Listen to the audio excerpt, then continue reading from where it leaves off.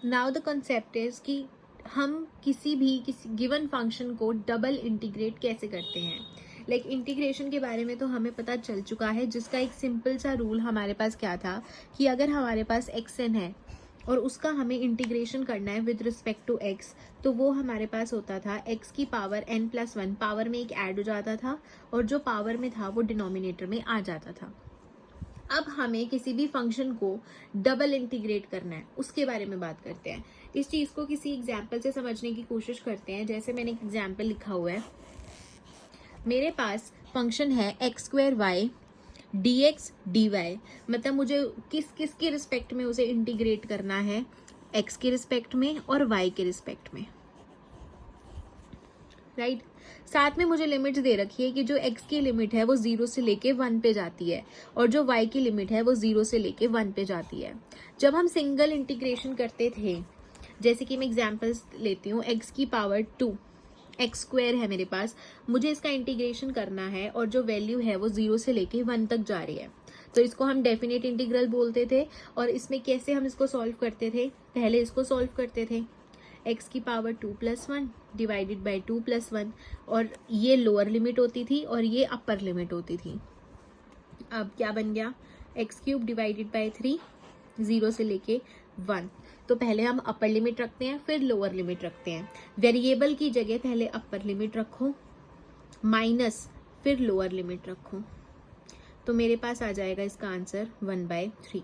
तो हम ऐसे सॉल्व करते थे जब हमें कोई फंक्शन में इंटीग्रेशन करनी होती थी और साथ में हमें उसकी लोअर लिमिट और अपर लिमिट, मतलब हमें लिमिट्स दी होती थी.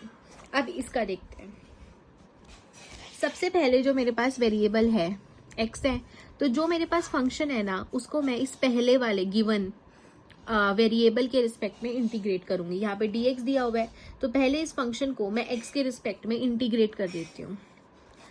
y की वैल्यू जा रही है 0 से 1, और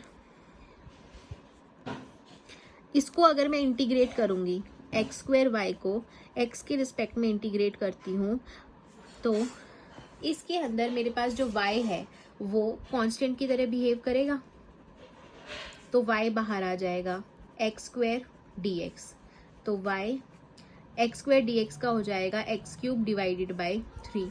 कैसे, x की power 2 plus 1 divided by 2 plus 1, मतलब कि एक्स क्यूब डिवाइडेड बाई 3. तो ये बन गया x3y डिवाइडेड बाई 3. मेरे पास बन गया x3y डिवाइडेड बाई 3.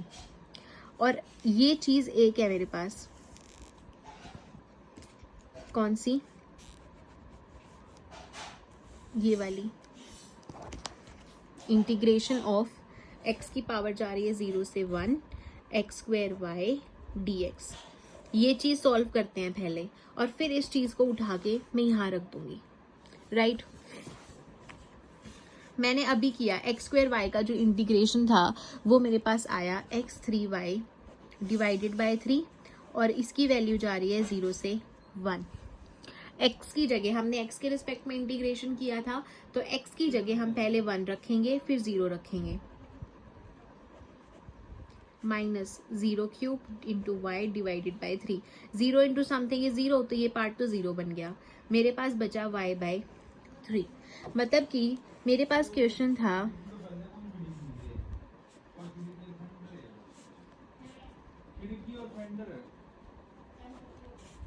मैंने क्या किया, इस पार्ट को जब सॉल्व किया तो मेरे पास इसका आंसर आया है y बाई 3. तो इस चीज को मैं इसकी जगह रख दूं तो मेरे पास बन जाएगा y goes from 0 to 1 y by 3 dy. अब इस चीज को हम दोबारा से सिंगल इंटीग्रेशन से सॉल्व कर सकते हैं. अगर मैं y बाई 3 का इंटीग्रेशन करूं तो y के रिस्पेक्ट में करना है मुझे, तो y की पावर 1 है, 1 प्लस 1 डिवाइडेड बाय 1 प्लस 1, और इंटू में 1/3 ऑलरेडी है ही, और लिमिट जा रही है 0 से लेके 1 तक. तो 1/3 into y square divided by 2, 0 से 1, तो वाई स्क्वायर बाई 3 2 ज़ा 6, 0 से लेके 1. वैसे ही कर देंगे, पहले अपर लिमिट फिर लोअर लिमिट. पहले अपर लिमिट पुट करेंगे वेरिएबल की जगह, minus lower limit.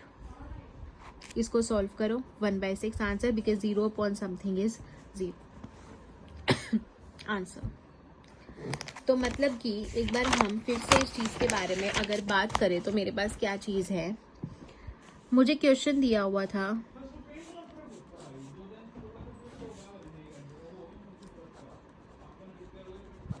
dx dy, right. तो सबसे पहले मैंने क्या किया था कि जो ये अंदर वाली चीज़ थी ना, इस चीज़ को सॉल्व किया था। प्रॉपर एक सिंगल इंटीग्रेशन जैसे करते हैं वैसे ही मैंने इसको सॉल्व किया। सॉल्व करके जो मेरे पास आंसर आया उस आंसर को मैंने इसकी जगह रखा। इसका आंसर मेरे पास आया था y/3 सॉल्व करके। इसकी जगह मैंने क्या किया, y/3 रख दिया। अब ये दोबारा से एक सिंगल इंटीग्रेशन बन गया। तो इसको प्रॉपर जैसे एक सिंगल इंटीग्रेशन की तरह सॉल्व करते हैं वैसे कर दो और आंसर हमारे पास आ जाएगा। Let's take another example. जैसे मेरे पास ये वाला क्वेश्चन है, सबसे पहले मैं क्या करती हूँ, इस पार्ट को सॉल्व करती हूँ।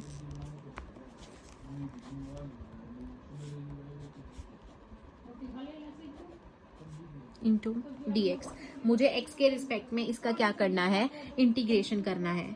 जब बीच में प्लस होता है तो मुझे पता है कि मैं इंटीग्रेशन को सेपरेट कर सकती हूँ।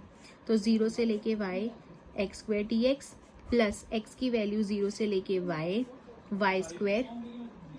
dx, ठीक है।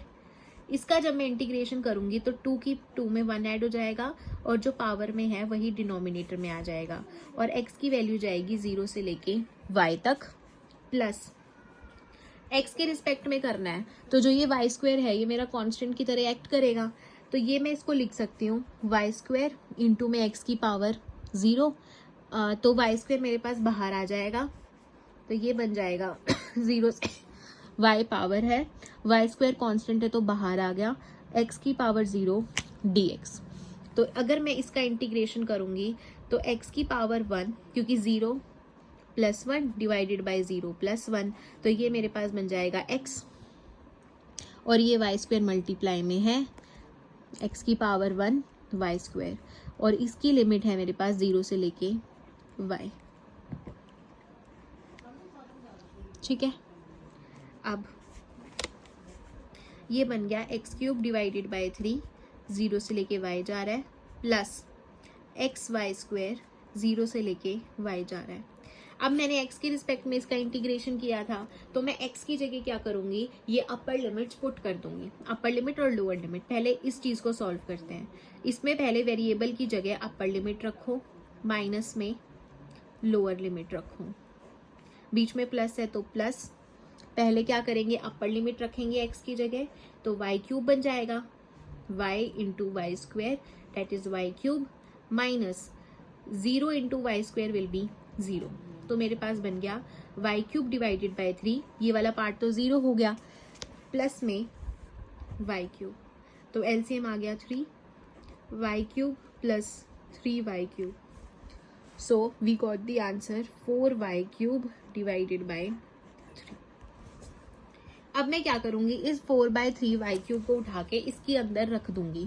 तो मेरे पास क्या बनेगा,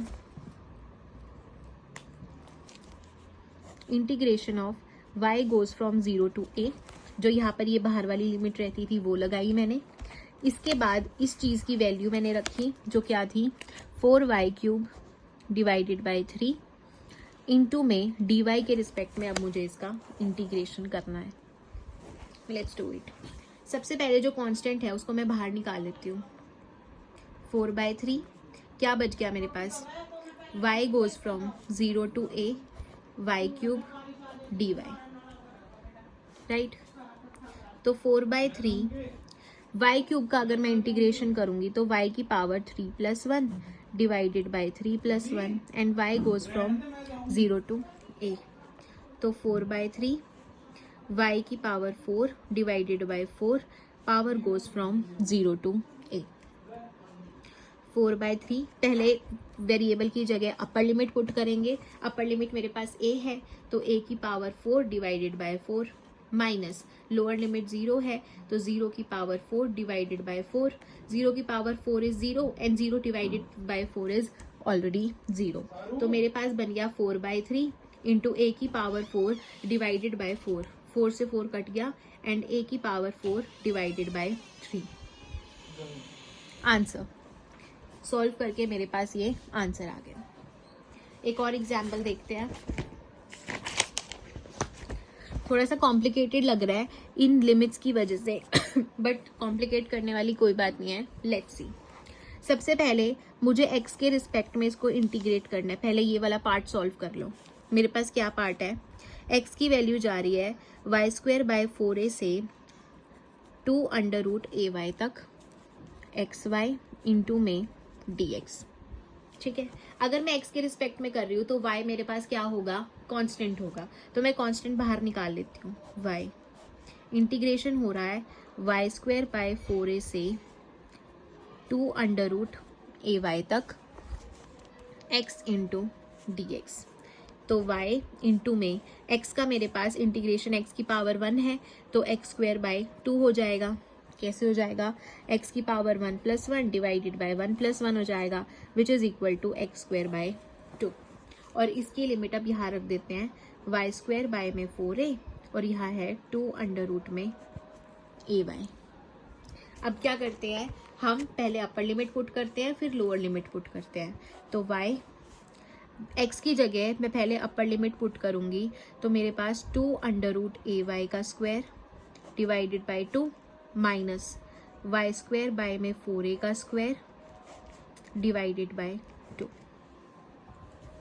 इज इक्वल टू y 2 का स्क्वायर 4 और अंडर रूट ay का स्क्वायर करेंगे तो स्क्वायर से रूट कट जाएगा, जो मेरे पास क्या बच जाएगा ay divided by 2 minus y² का स्क्वायर करेंगे y की पावर 4, 4a का स्क्वायर करेंगे तो 4 4 = 16 a² और ये 2 इसके साथ आकर मल्टीप्लाई हो जाएगा। यहाँ पे 2 से 2 कट गया तो y 2ay माइनस y की पावर 4 डिवाइडेड बाय 32a²। ये चीज मेरे पास बन गई यहाँ पर। इसको मैं और सिंप्लीफाई कर देती हूँ ताकि मुझे आगे दिक्कत ना आए।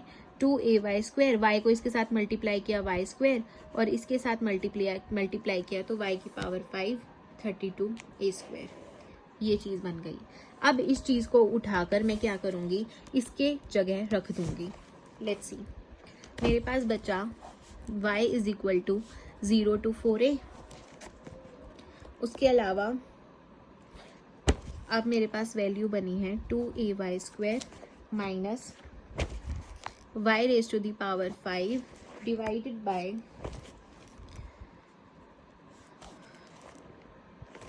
y के रिस्पेक्ट में अब मुझे इंटीग्रेट करना है। अब बीच में माइनस है तो मैं इस इंटीग्रेशन को दोनों के साथ सेपरेट आउट कर सकती हूँ। Let's separate out. y is equal to 0 to 4a 2ay² dy minus 0 से लेके 4a y की power 5 divided bye 32a² dy। ये 2a कांस्टेंट होगा यहाँ पर क्योंकि इसमें y नहीं है तो इसलिए मैं इस 2a को बाहर निकाल देती हूँ। 0 से लेके 4a y² dy माइनस ये 1 बाय इस चीज को, इंपॉर्टेंट चीज है, इस चीज को क्या मैं लिख सकती हूँ y raise to the power 5 into में 1/32a²। ये जो 1/32a² है ये कांस्टेंट की तरह एक्ट करेगा क्योंकि इसमें कोई भी y की टर्म नहीं है तो इस चीज को मैं बाहर निकाल सकती हूँ। तो मेरे पास बन गया 1/32a² इंटीग्रेशन 0 से 4a y की पावर 5 dy। आगे इस चीज का मैं अगर इंटीग्रेशन करूंगी तो वो देखते हैं। इसका अगर मैं इंटीग्रेशन करूँ तो पहली बात तो बनेगा y3/3 0 से लेके 4a तो ये बन जाएगा 4a का क्यूब बाय 3 माइनस 0 का क्यूब डिवाइडेड बाय 3। 4a का क्यूब मतलब कि 4 4 = 16, 16 4 = 64, a क्यूब बाय 3 और ये चीज़ तो 0 है ही।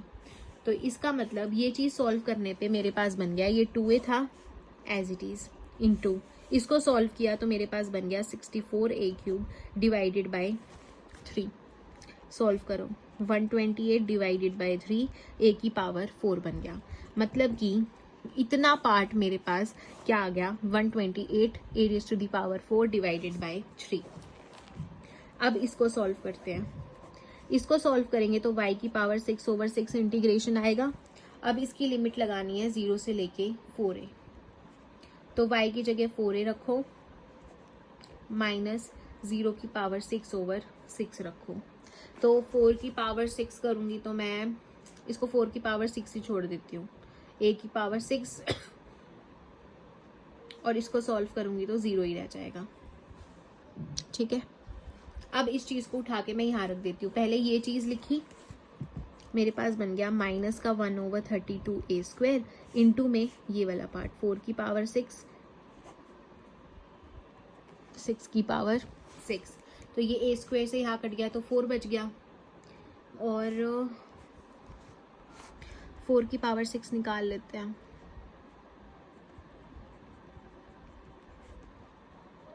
अच्छे 16 and 16 into 16 is 256 into 16 हमें निकालना पड़ेगा, तो 256 और 16